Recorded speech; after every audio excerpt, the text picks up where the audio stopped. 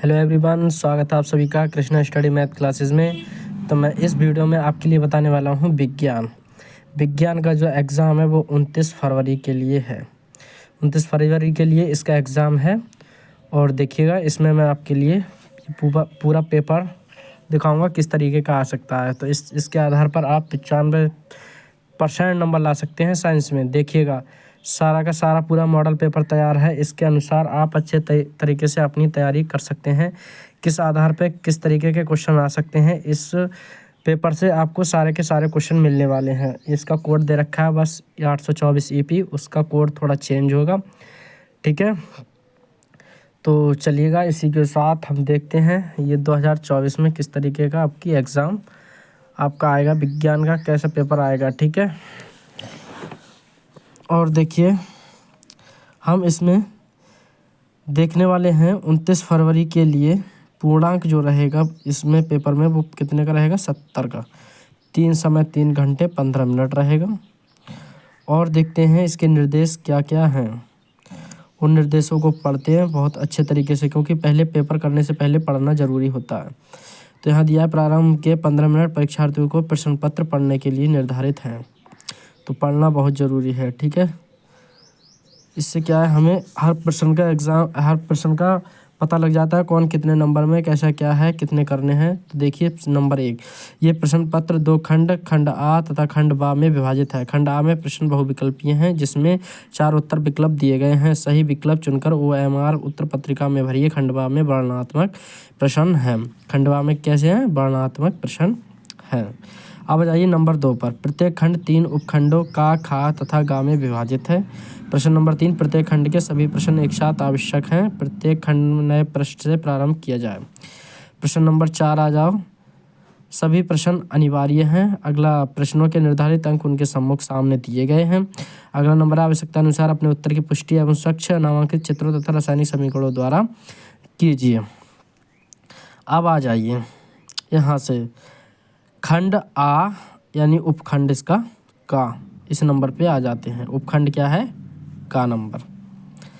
अब इसी के साथ हम 20 हमारे MCQ क्वेश्चन आएंगे, तो 20 में से 20 हम नंबर ला सकते हैं।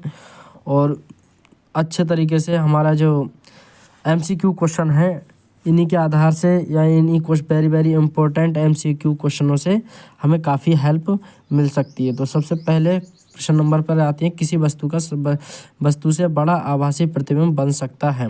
1 नंबर में पूछा गया है, बताइएगा उत्तल दर्पण, अवतल दर्पण, समतल दर्पण या अवतल लेंस, ठीक है। तो बड़ा आभासी प्रतिबिंब नंबर 1 उत्तल, समतल, अवतल लेंस। तो याद रखिएगा, इसका जो ऑप्शन नंबर है B राइट आंसर है। अवतल दर्पण में जो होता है बड़ा आभासी प्रतिबिंब बनता है। आपने सारी आकृतियाँ पढ़ी होंगी, तो ये ज्ञान या ये आपके लिए पता होगा कि किसमें बड़ा आभासी प्रतिबिंब बन सकता है। तो इसका राइट आंसर हो गया। अगला देखिए, प्रतिरोधकता का SI मात्रक है। प्रतिरोधकता का SI मात्रक है चारों में से ऑप्शन नंबर A। उसका ऑप्शन नंबर A क्या है, ओम मीटर। इसका राइट आंसर क्या हो जाएगा, ओम मीटर करेक्ट हो जाएगा। अगला जो तीसरा क्वेश्चन है, जे भी 1 नंबर। अगला तीसरा क्वेश्चन है, 1 टेस्ला बराबर होता है। 1 टेस्ला बराबर क्या होता है, 1 वेबर प्रति metre square 10⁻⁴ weber metre, 1 gauss और 10⁻⁴ गॉस। तो इसका जो राइट आंसर होने वाला है वो है ऑप्शन नंबर A, 1 वेबर प्रति मीटर स्क्वायर, ठीक है डियर। अगला जो क्वेश्चन है वो देखिएगा क्या, ये भी 1 नंबर हम आपका क्लियर हो गया, क्योंकि काफ़ी इंपॉर्टेंट MCQ क्वेश्चन है, तो इन्हें करना ना भूलें। अभिनेत्र लेंस की फोकस दूरी में परिवर्तन किया जाता है। अभिनेत्र जो लेंस की फोकस दूरी में परिवर्तन किया जाता है, पुतली द्वारा, पक्षमाभि द्वारा, दृष्टिपटल द्वारा, परितालिका द्वारा। तो इसका जो करेक्ट ऑप्शन है C, पक्षमाभि द्वारा, ठीक है। अगला जो क्वेश्चन है वो क्या है, किसी गोलीय दर्पण तथा किसी पतले गोलीय लेंस दोनों की फोकस दूरियां -15 सेंटीमीटर हैं। दर्पण तथा लेंस संभवतः हैं। देखिए, -15 सेंटीमीटर फोकस दूरी, और इसमें किसी गोलीय दर्पण तथा किसी पतले गोलीय लेंसों की दोनों की फोकस दूरियां -15 सेंटीमीटर किस में होती हैं, दोनों अवतल में होती हैं, याद रखिएगा, ठीक है। तो ऑप्शन नंबर इसका A करेक्ट हो जाएगा, ठीक है। Clear, done. तो इतना उम्मीद करता हूँ क्लियर हो गया होगा। ऑप्शन नंबर 6 पर चलते हैं।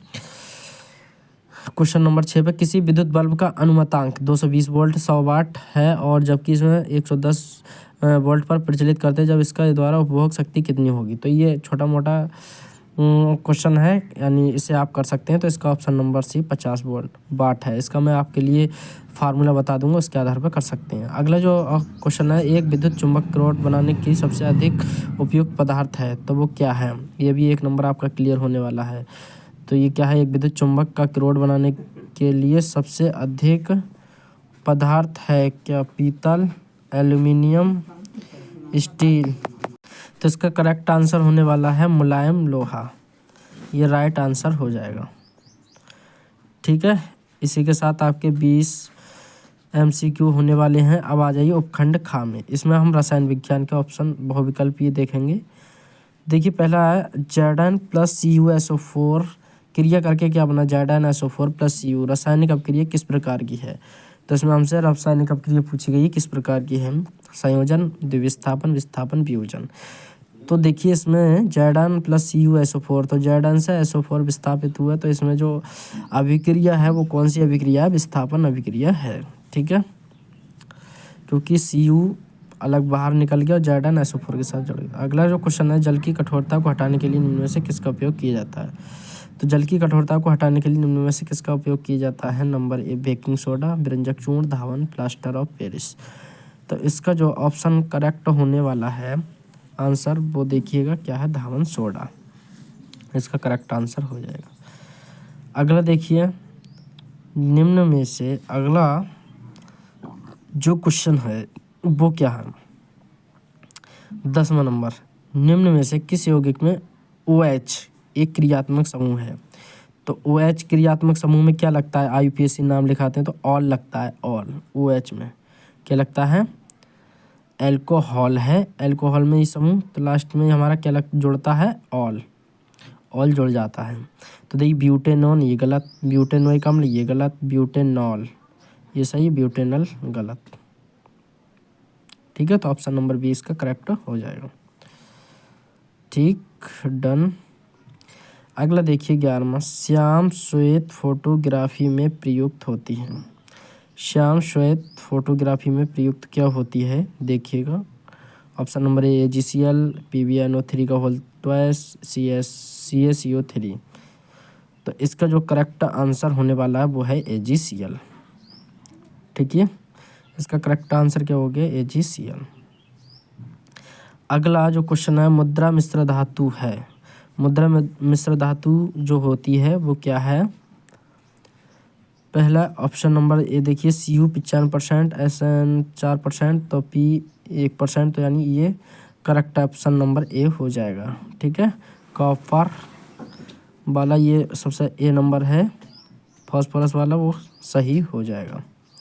अगला क्वेश्चन है, प्रोपेन का आणविक सूत्र C2H8 है। इसमें ऑप्शन नंबर ए 10 संयोजक आवन, 7 संयोजक आवन, 9 संयोजक आवन, 8 संयोजक आवन। तो देखिएगा इसी प्रकार से इसका करेक्ट आंसर हो जाएगा 7 संयोजक आवन है। ठीक है, देखिए आपके ये 13 बहुविकल्पी हो गए, यानी MCQ क्वेश्चन।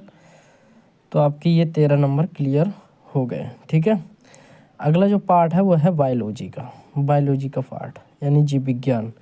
इसमें हम बात करेंगे MCQ नंबर 1 से, यानी 14वें क्वेश्चन से। पुरुष में लिंग गुणसूत्र होता है। पुरुष में लिंग गुणसूत्र जो होता है वो क्या होता है, नर एंड मादा। देखिए नर में जो होते हैं उसमें होते हैं XY और इसमें मादा में होते हैं XX। तो इसका जो ऑप्शन नंबर ए है वो करेक्ट हो जाएगा। अगला जो क्वेश्चन है वो क्या है, अगला जो क्वेश्चन होने वाला है वो है ग्लाइकोलाइसिस। ग्लाइकोलाइसिस की प्रक्रिया संपन्न होती है, किसमें होती है संपन्न, कोशिका द्रव्य में, माइटोकॉन्ड्रिया में, राइबोसोम में, अंतःप्रद्रव्य जालिका में। तो इसका करेक्ट आंसर हो जाएगा कोशिका द्रव्य में। ठीक है, इसी के साथ आप देखिए, इसी के आधार पर पूरा पेपर आने वाला है और ये MCQ आपकी परीक्षा के लिए काफ़ी हेल्पफुल होंगे और काफ़ी क्वेश्चन हो सकता है पूछे जाएं। तो ये वीडियो को पूरा लास्ट तक जरूर देखिएगा। और पौधे में कायिक प्रवर्धन के लिए कौन सा भाग अधिक अनुकूल है, तो इसका देखिएगा करेक्ट आंसर कौन सा होने वाला है। देखते हैं करेक्ट आंसर कौन सा है, तना, जड़, पत्ती, प्रकलिका। तो इसका जो राइट आंसर होने वाला है वो है ऑप्शन नंबर ए, तना, करेक्ट हो जाएगा। ठीक है, इसी प्रकार से आपका 1 नंबर ये भी क्लियर हो गया। इसी के साथ मैंने इतने MCQ कराए हैं, सारे के सारे इम्पोर्टेंट हैं। ठीक है, तो यहाँ देखिएगा,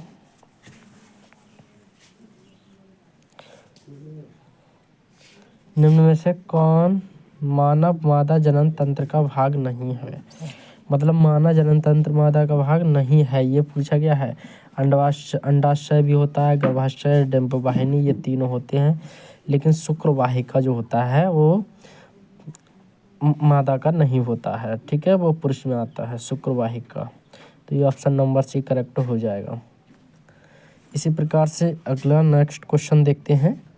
नेक्स्ट क्वेश्चन क्या है, मनुष्य में शुक्राणु में आइटोसोम पूछा है, ऑटोसोम की संख्या होती है, गुणसूत्र नहीं पूछा है, ये याद रखिएगा, क्योंकि यहाँ बहुत बच्चे धोखे खा जाते हैं। तो यहाँ देखिए, जो ऑटोसोम्स यानी मनुष्य में गुणसूत्र जो होते हैं वो 46 होते हैं। ठीक है, और यहाँ ऑटोसोम्स है वो कितने हैं, 44। तो इसका ऑप्शन नंबर डी करेक्ट हो जाएगा। अगला जो क्वेश्चन है वो देखिएगा, देखिए 46 जो होते हैं वो गुणसूत्र होते हैं और उनके आधे 23 जोड़ी में पूछे तो 23 जोड़ी होते हैं, लेकिन याद रखिएगा ऑटोसोम जो होते हैं वो 44 होते हैं। ठीक है, अगला क्वेश्चन, निम्न में से कौन सा आहार श्रृंखला का निर्माण करते हैं। जो लास्ट चैप्टर है फिजिक्स का उसमें है ये। तो इसमें जो है देखो, बकरी जो होती है वो घास को खाती है और बकरी के लिए कोई भी एक आध मानव जो होता है वो बकरी को खा लेता है। तो उसकी जो श्रृंखला बन रही है वो ऑप्शन नंबर बी में मिल रही है, क्योंकि गेहूँ घास को तो खाता नहीं है, नहीं आम गेहूँ को खाता है, ये भी गलत हो जाएगा। गाय बकरी को खाती है, ऐसा नहीं है। मछली घास को खाती है और बकरी मछली को खाती है, ऐसा नहीं है। तो ऑप्शन नंबर बी करेक्ट हो जाएगा। ठीक है, अगला जो क्वेश्चन है लास्ट में MCQ का, वे पदार्थ जो जैविक प्रक्रम द्वारा अपघटित हो जाते हैं कहलाते हैं।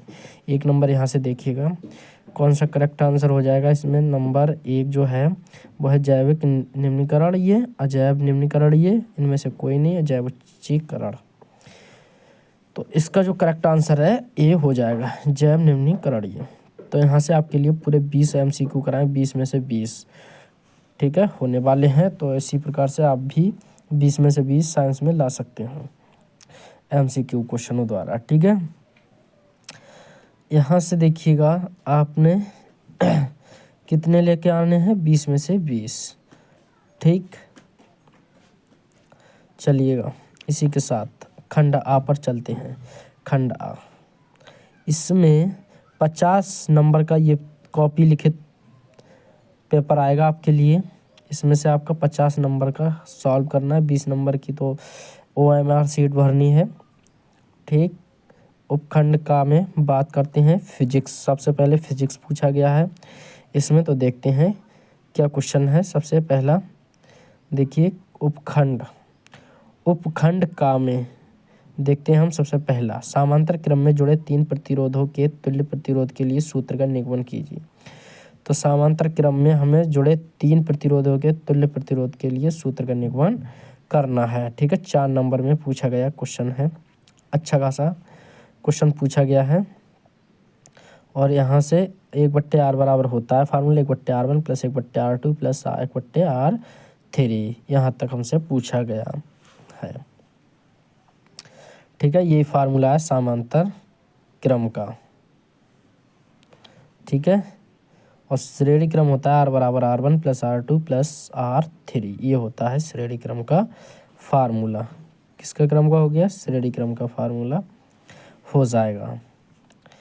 तो चलते हैं इसी के साथ। अगला क्वेश्चन है, लेंस के प्रथम फोकस एवं द्वितीय फोकस की परिभाषा दीजिए एवं उत्तर लेंस द्वारा वस्तु प्रतिबिंब बनने किरण आरेख खींचिए जबकि वस्तु 2f पर रखी हो। ये हमसे पूछा गया है। ठीक है, ये हमसे पूछा गया है 4 नंबर में, ये भी आया हुआ है क्वेश्चन,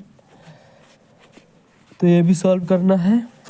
इसमें क्या कहा गया है, उत्तल लेंस है, उसमें हमें 2f पर यानी f2 पर 2f पर वस्तु रखी है और उसका प्रतिबिंब बनाना। अगला क्वेश्चन है, मानव नेत्र के प्रमुख भागों का वर्णन कीजिए। किसी वस्तु का मानव नेत्र से प्रतिबिंब बनना किरण आरेख द्वारा स्पष्ट कीजिए। तो मानव नेत्र के प्रमुख भागों का वर्णन करना है हमें।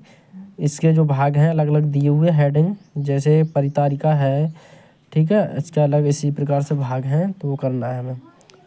1 मीटर लंबाई के एक धारावाही चालक में 1 एम्पीयर की धारा प्रवाहित हो रही है।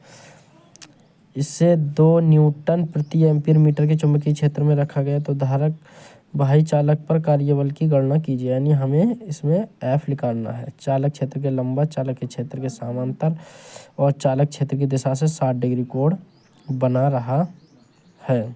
6 नंबर में पूछा गया है, तो इसे हमें सॉल्व करना है। ठीक है, अथवा में है, वो नहीं आता तो अथवा वाला देख लीजिए। अथवा में दिया है, विद्युत धारा के चुंबकीय प्रभाव से आप क्या समझते हैं। एक लंबे सीधे धारावाही चालक द्वारा उत्पन्न चुंबकीय क्षेत्र की तीव्रता किन किन बातों पर निर्भर करती है। चुंबकीय क्षेत्र की तीव्रता नियम लिखिए। ये भी 6 नंबर में हमसे पूछा गया है। ठीक है, ये भी हमसे कितने नंबरों में पूछा गया है, 6 नंबरों में पूछा गया है। ठीक है, अगला देखते हैं। इसको इतना सॉल्यूशन उपखंड खा में। अब यहाँ थोड़ा देखते हैं केमिस्ट्री यानी रसायन विज्ञान, इसमें क्या क्या पूछा गया है। धावन सोडा बनाने की विधि एवं 2 उपयोग लिखिए। तो धावन सोडा बनाने की विधि तथा 2 उपयोग लिखने पड़ेंगे हमें। ठीक है, ये भी 2 नंबर की पूछा गया है। 2 क्वेश्चन पूछे हैं तो 2-2 नंबर के आए हुए हैं। अगला देखिए, प्रतिस्थापन अभिक्रिया पर संक्षिप्त टिप्पणी लिखिए। यह है 2-2 नंबर में, यानी कुल मिला के ये कुल योग कितना है, 4 नंबर में। ठीक है, अगला क्वेश्चन है 6, निम्नलिखित यौगिकों के संरचना सूत्र लिखिए। प्रोपेन 2 ऑल 2 हाइड्रोक्सी प्रोपेनोइक अम्ल। उदाहरण सहित खनिज एवं अयस्क को स्पष्ट कीजिए। ये भी 2 नंबर में पूछा गया है, और उसको IUPAC वो श्रृंखला बनाने वो भी 1 नंबर में पूछी गई है। ठीक है ना, तो हमारा कुल मिला के ये भी योग कितने का हो गया, 4 नंबर का। ठीक है, इतना पूछा गया। अब आती है बात इधर प्रश्न नंबर 7 पर। निम्नलिखित पर टिप्पणी लिखिए। तो एक पर किसी एक पर टिप्पणी लिखने को आएगा। टिप्पणी क्या है, नंबर 1, कार्बनिक यौगिकों में योगात्मक अभिक्रिया। 3 क्वेश्चन पूछे गए 2-2 नंबर में। ठीक है, 3 क्वेश्चन पूछे गए, तीनों पर टिप्पणी लिखनी है। सूचक हाइड्रोकार्बन का IUPAC नाम करा। ओके, अगला देखते हैं। अगला क्वेश्चन क्या है, धातुओं की। अगला जो क्वेश्चन है धातुओं के अथवा वाला जो क्वेश्चन है वो क्या है, धातुओं की सक्रियता श्रेणी क्या है। हाइड्रोजन से अधिक सक्रिय एवं दूसरा कम सक्रिय, ऐसे एक एक धातु का नाम लिखिए। तो यहाँ याद रखिएगा, जो सक्रियता श्रेणी है वो हाइड्रोजन से ऊपर वाले जो होते हैं वो अधिक सक्रिय होते हैं, तथा नीचे वाले जो होते हैं वो कम सक्रिय होते हैं। तो हाइड्रोजन से जो ऊपर रखे हुए हैं तत्व वो ज़्यादा सक्रिय होते हैं, और नीचे वाले जो होते हैं वो कम सक्रिय। तो 6 नंबर में क्वेश्चन पूछा गया है, बहुत ही इंपॉर्टेंट क्वेश्चन है। अब आती बात उपखंड ग में। पुष्प के बीजांड का स्वच्छ व नामांकित चित्र बनाइए। 4 नंबर में पूछा गया है। अगला जो क्वेश्चन है वो देखिएगा क्या दिया गया है। तो अगला जो क्वेश्चन है, ग्रीन हाउस प्रभाव पर टिप्पणी लिखिए। 4 नंबर में ये भी पूछा गया है। और देखिए 10 नंबर, अनुवांशिकता को परिभाषित कीजिए। इसकी खोज कब और किसने की। अगला 11वां जो क्वेश्चन है, उत्सर्जन किसे कहते हैं। मनुष्य में वृक्क की संरचना को नामांकित चित्र की सहायता से समझाई। मैंने टॉपिक क्लियर करा दिए पिछली वीडियो में, वहाँ से जा सकते हैं। नामांकित चित्र की सहायता से नर जनन तंत्र का वर्णन कीजिए। तो आपका जो है मादा, नामांकित चित्र की सहायता से नर जनन तंत्र का वर्णन कीजिए, और मादा का भी आ सकता है। तो 70 में 70 आप अगर इस वीडियो को देख लेते हो 70 में 70 क्लियर कर पाएंगे, क्योंकि इसमें से बहुत सारे ऐसे क्वेश्चन हैं जो आपको पेपर में देखने के लिए मिलेंगे, और इसी के बेस पर आपके क्वेश्चन आएंगे। ठीक है, तो मिस नहीं करना है इस वीडियो के लिए। ठीक है, नेक्स्ट पेपर होएगा उसकी भी हम वीडियो तुम्हारे लिए आपके लिए पूरा प्रोवाइड करा देंगे। ठीक है, तो याद रखिएगा। और इसमें मैंने सारे के सारे टॉपिक लिख दिए हैं, वो आपके लिए क्लियर कर लेना है। ठीक है, मैथ का पेपर बताइए कमेंट्स करके कैसा गया डियर। तो वैसे तो हमारे नज़रिए से तो पेपर बहुत अच्छा आया। ठीक है, जो स्टूडेंट अगर अच्छे तरीके से पढ़ा है, सिलेबस कंप्लीट करा है, रिवीजन करिए, प्रैक्टिस करिए अच्छे तरीके से, तो उसने मैथ का पेपर अच्छे तरीके से कर पाया होगा।